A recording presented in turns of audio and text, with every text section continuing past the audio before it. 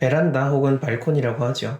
여러분들의 집안에 있는 발코니 혹은 베란다, 그리고 확장형인 경우에는 그 통창 옆에는 오늘 제가 말씀드리는 것들을 두시고 또 제가 말씀드리는 것들을 두지 않는 것이 좋습니다. 그렇게 했을 때 여러분들의 집안에 여러 좋은 일들, 좋은 운들이 들어오게 될 것입니다.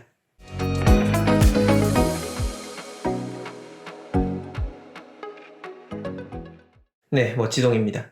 사계절이 변화하는 그 원리에 따라서 우리가 머무는 공간을 잘 경영해내는 것, 이것이 풍수의 근본 원리 중 하나죠.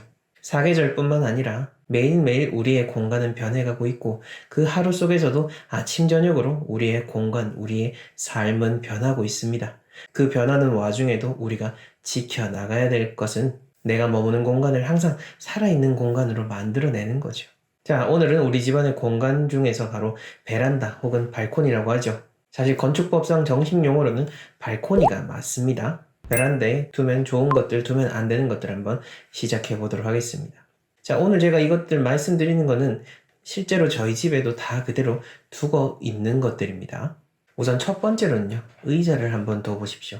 의자가 없는 분들이다라고 하면은 공간이 허락이 될 때 의자나 혹은 테이블까지 두면서 거기에 새로운 그런 앉을 곳을 마련을 하게 되면은요, 그 공간에서 무엇이든 할 수가 있게 됩니다. 책을 보신다든지, 식사를 하시거나, 차를 마시거나, 혹은 저녁에 술을 한잔 하시거나, 그렇게 여러분들이 머물 수 있는 공간을 마련하는 것. 그게 정말로 중요한 의미가 있는 겁니다.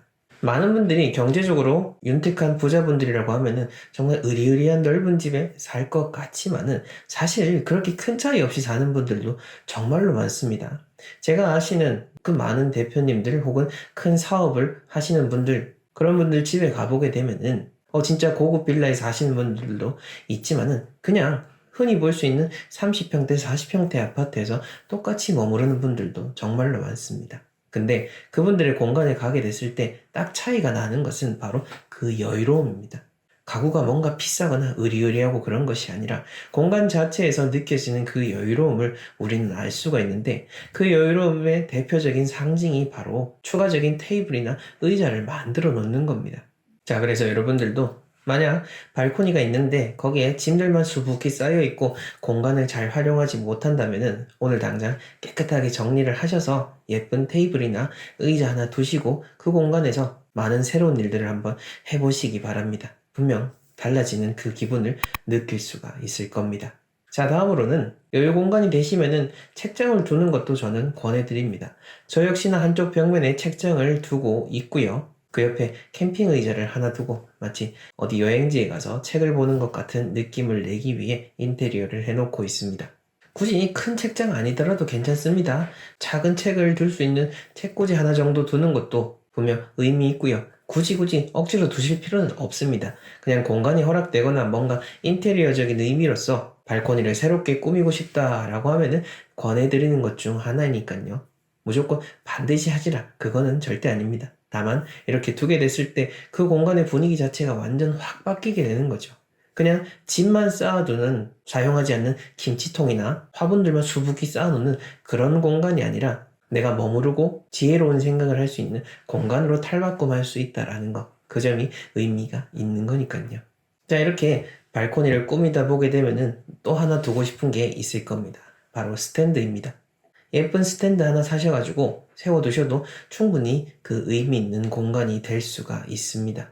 뭐 스탠드 키가 크면 뭐 명예운이 올라가고 낮으면 어떻고 이렇게 분류하는 정보들도 종종 볼 수가 있는데 뭐 그런 키에 대해서는 큰 의미를 둘 필요는 없고요. 조명이라고 하는 것은 참 공간을 아름답게 만들어주는 소품 중에 하나입니다. 특히 빛을 통해서 그 공간의 분위기를 바꿔낼 수 있다는 것, 그게 바로 조명의 가장 큰 장점인 거죠. 여러분들이 집안을 더욱더 넓게 쓰고자 하시고 더 뭔가 새로운 분위기를 내고자 한다면은 예쁜 그 스탠드를 하나 두셔가지고 공간의 분위기를 한번 새롭게 만들어 가 보시기 바랍니다. 그 이후에 저는 운동기구도 추가로 들여놓고 있고 한쪽에는 또 화분을 배치를 해놓고 있는데 뭐 이렇게 말씀드리니까 저희 집이 엄청 넓은 것처럼 그렇게 들리실 것 같은데 그렇게 넓은 건 아니고요. 제가 사는 집도 34평입니다.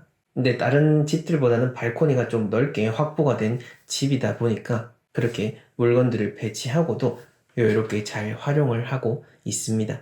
공간이라고 하는 것은 어쨌든 사는 사람이 어떻게 그걸 관리하고 경영해내느냐에 따라서 넓게 쓰고 좁게 쓰고 하는 그런 차이가 발생이 되는 겁니다. 얼마 전에 적절한 평형대가 어떻게 되는지 물어보시는 분이 계셨는데요.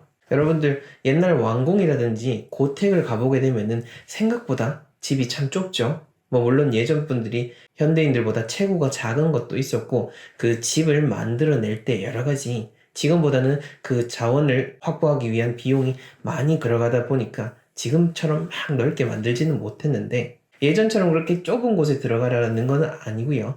현대에 들어서는 조금 더 그 주거 공간이 넓어졌습니다. 예전 같으면은 뭐 4인 기준으로 해서 25평이 딱 풍수적으로 적당하다 이렇게 말하곤 했었는데 지금은 굳이 25평, 뭐 1인당 7.5평 이렇게 제한할 필요 없이 본인이 경영해낼 수 있는 수준이 된다면은 그보다 더 넓은 평수로 가도 상관이 없다라고 이야기를 드립니다.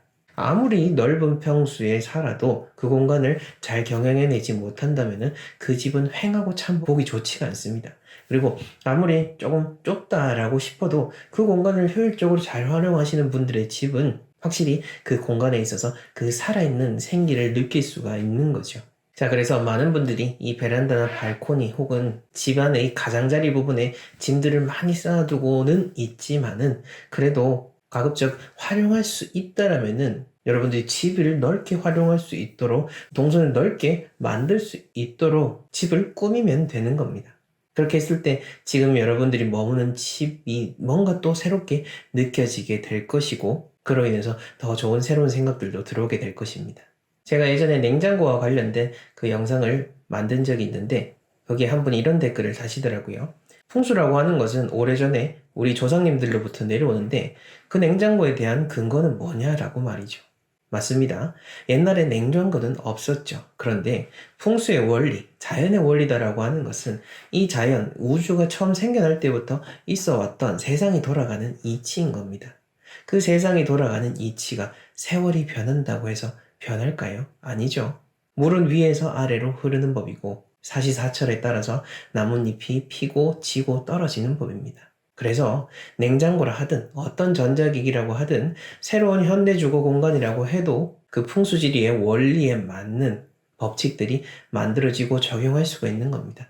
다만 이제 그것을 적용하는 그 전문가분들의 이야기가 다르고 하다 보니 정보의 혼선은 있을 수 있겠지만은 제가 항상 말씀드리는 이 풍수지리의 근본은 바로 자연입니다. 어려운 책, 현장에 바탕을 두지 않는 의미 없는 이론들 절대 그런 게 아니라는 것을 지금까지 제 영상을 보신 분들은 아실 겁니다. 자, 아무쪼록 시대가 변하더라도 그 변하지 않는 근본 원리가 있다라는 것, 그것이 바로 풍수지리, 풍수 인테리어다라는 것을 마음속에 새기시면서 여러분들의 공간을 오늘도 더 넓게, 더 밝고 살아있는 공간으로 만들어 가시길 바랍니다. 그 공간 속에서 분명 여러분들의 삶은 더욱더 나아지고 평안해질 것입니다.